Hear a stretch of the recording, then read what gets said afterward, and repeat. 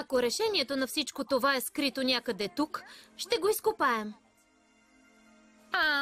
Ако говориш за истинско копаене, аз не участвам. Вчера си направих маникюра.